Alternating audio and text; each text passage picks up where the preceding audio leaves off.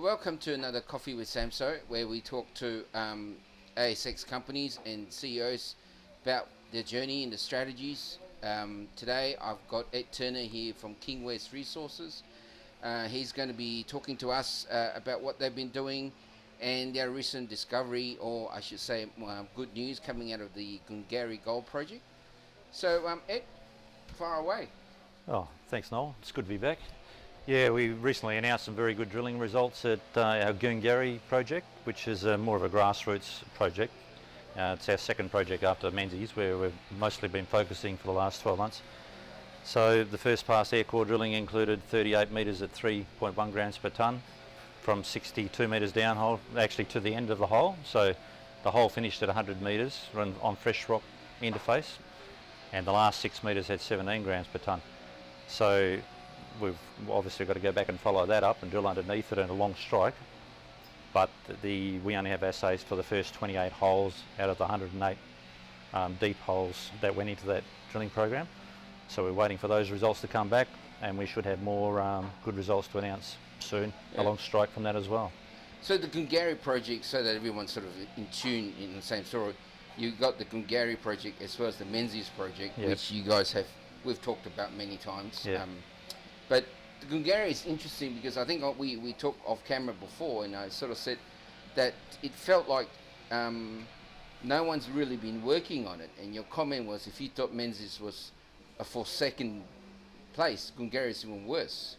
Yeah, even less explorations happened there since they shut down mining over 20 years ago. There's been very little work done, some prospecting. A lot of it is under the salt lakes, and so hasn't had the funding for proper exploration programs by our predecessors, which is good for us, and it was largely overlooked. And so this is the first major drilling program within our project tenement area, which is quite large. It's 125 square kilometres, but it's the first drilling which has happened for more than 10 years. So I think a lot of the activities over Salt Lakes have been done sort of by the major players. And make 20 years ago, it was too difficult, too costly, too small a budget to do anything, therefore don't go there. Yeah, it's certainly at the higher risk end of the spectrum, and so typically when the budget gets cut, that's the first programs that get cut as well. And so it takes a bit of convincing to a lot of board of directors to spend the necessary funding, and you need a good reason. And even in our circumstance, I was convinced of the prospectivity of the project based on the geology. The similarities between the geology along strike to the south, where Bardock Gold have got Aphrodite, for example, and then actually after we'd already done our targeting and decided where we wanted to drill, then Ardea had a discovery just outside our border, a long strike to the south as well, and the same geological sequence. So that gave us a lot more confidence to start the drilling. In terms of exploration, I mean that whole Goongarrie is not a greenfields area. I mean, we've known there's a lot of activity there, as you mentioned. Ardea's found something there, and there was Aphrodite going back 20, 30 years ago, and things like that. So the Salt Lakes has always been sort of a thorn in a lot of sides. Do you think that's the next frontier, Salt Lakes? I believe so. I mean, there's already been some significant discoveries at like St Ives, for example, under Salt Lakes. And for juniors, I mean. Yeah, for juniors, I know how difficult it is to get a track-mounted rig to drill under the middle of the Salt Lakes. We haven't drilled under the middle of the Salt Lakes yet. And talking with peers, other companies around, there are a number of others that I'm aware of who are also going through the same process. So they've realised that the easy stuff's been found basically, and now we need to look for those potential deposits which are better hidden. So, but the good thing is therein lies opportunity for companies like us, because the old timers certainly couldn't find the gold under the Salt Lakes. There are some workings around the edge of the Salt Lakes, but then it just gets too difficult for them. So, what's the geology like? I mean, obviously Menzies has its own style.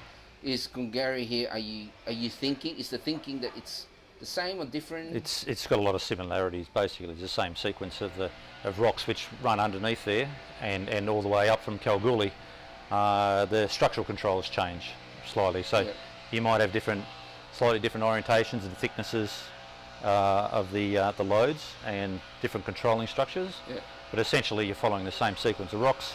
And then you have to figure out what the local signature is, if you like, what the local controls are, and then base your exploration on that.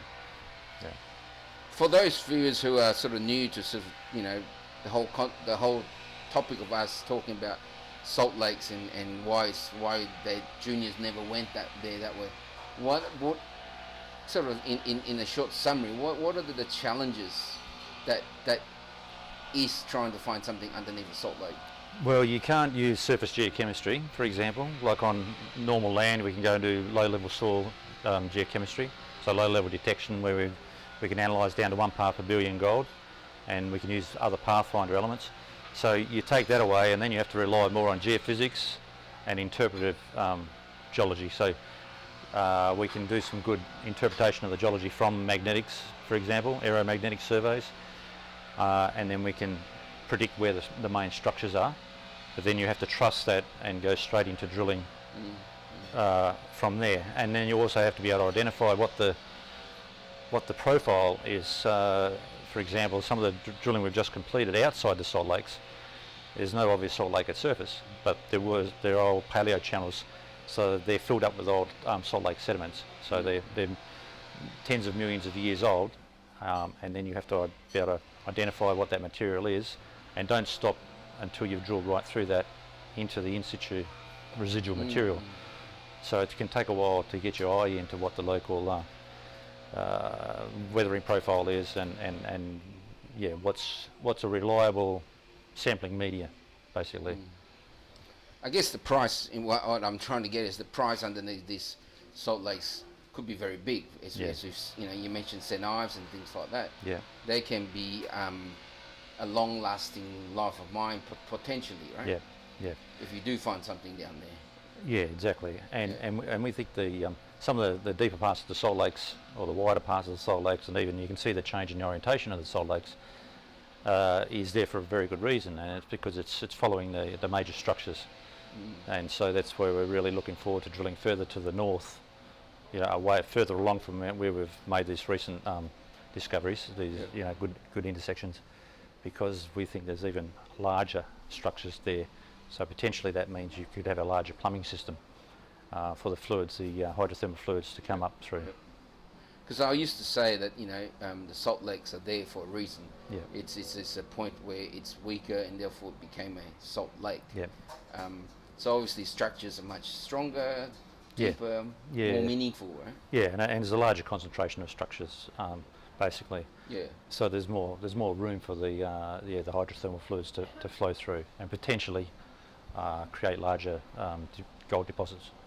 So going forward, is the plan to for Kingwest to concentrate mainly on Goongarrie and get that happening, or are you guys going to do sort of a mixture of both? No, we'll do a mixture of both. We as soon as we get back the final results from Goongarrie, we'll plan follow-up drilling there, and then when we get the track-mounted rig, we'll drill those first pass programs as well. There's 4 targets out of the 9 we haven't tested yet at Goongarrie, so we'll be doing that, but at the same time we'll be pushing ahead with Menzies. So right now at Menzies we're still drilling, but we're also doing updated mineral resource estimates, and they'll be completed in the next sort of 2 to 3 weeks.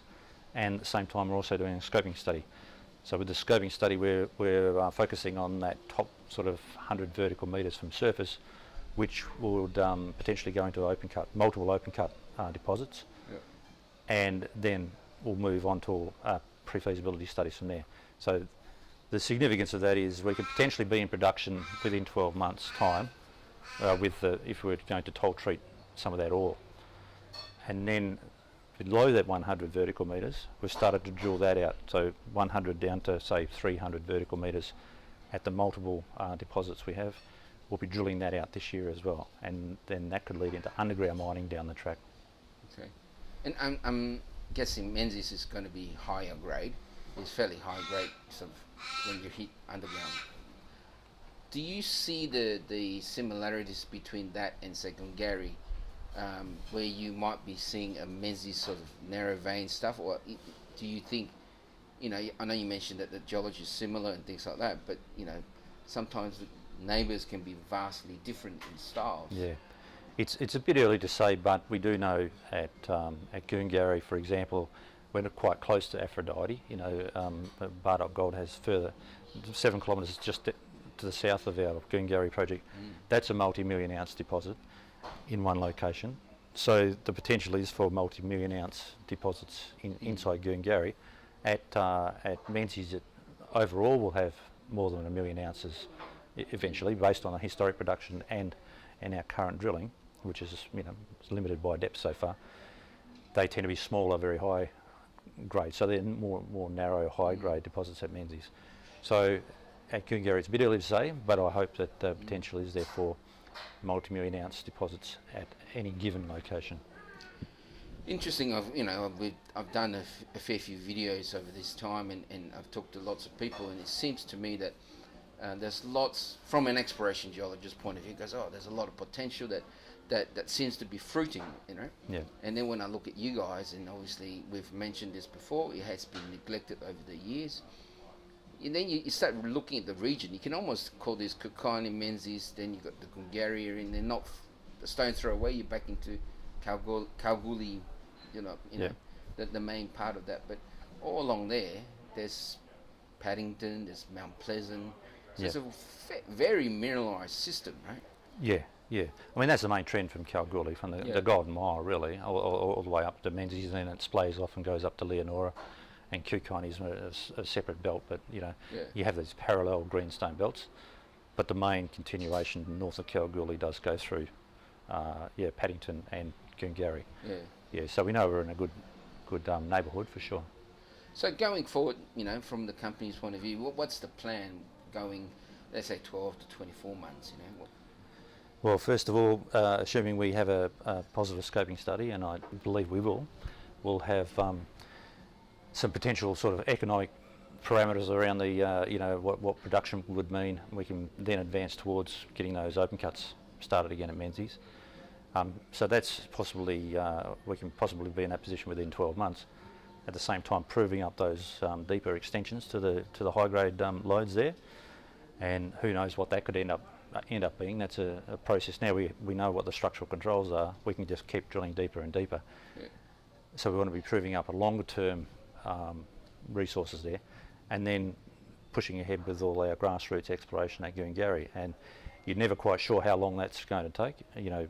As you're aware as a geologist, you might be lucky and get straight onto something straight away, and we might have done that already, but we don't even know if we've drilled the best part of our project at Goongarrie. So it's hard to say, but we'll be very active and continuously exploring there. And we've also got some good grassroots targets north of Menzies as well, which we've only just started to look at. So there's exploration potential there as well.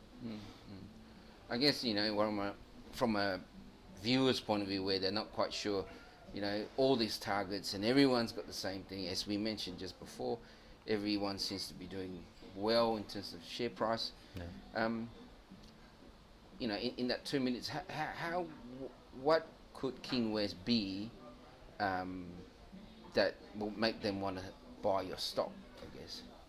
Well, we could be making quite a lot of money within 12 months at Menzies with toll treatment, options, and we could potentially be making enough money to build our own mill as well. That's something we'll look at more in the pre-feasibility study stage, and so then we'll have a mill on site potentially, and that'll be a focus for that area, and we can continue to prove up additional resource ounces as we go and reserves, and at the same time advancing Goongarrie. So we expect to be a much larger company and making a profit within 24 months.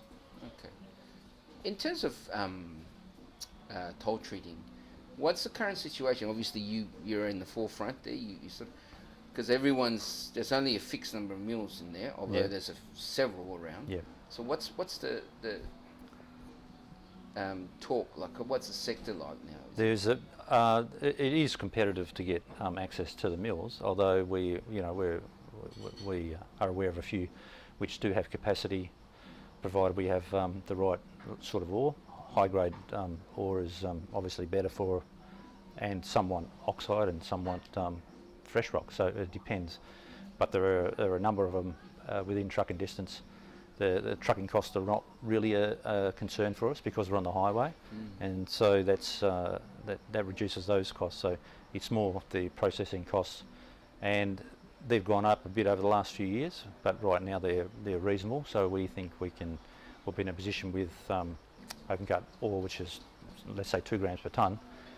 That's high grade ore by today's standards, and so there's still a good profit margin in that ore, from even mining from open cut.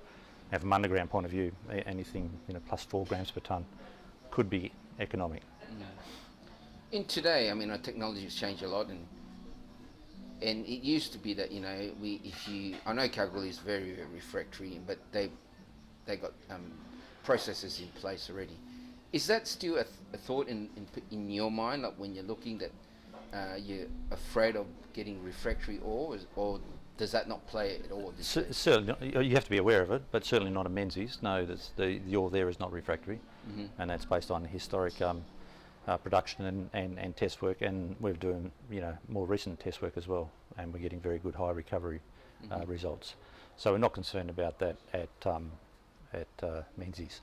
It's too early to say at Goongarrie, but what we do know is Goongarrie Lady, which is once again on that trend where we're drilling, where we've discovered the recent intersections to the south of Goongarrie Lady, that is not refractory. So the early indications are that we don't have any issues there as well.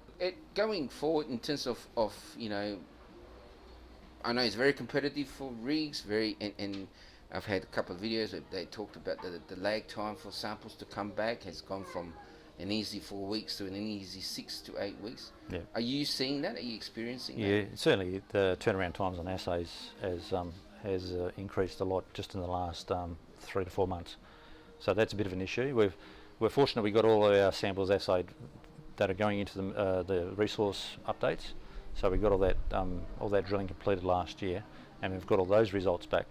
From the exploration point of view, like for outstanding Goongarrie drill results, for example, and the new drilling at Menzies, that has been held up, and so the times have stretched out to 5 or 6 weeks.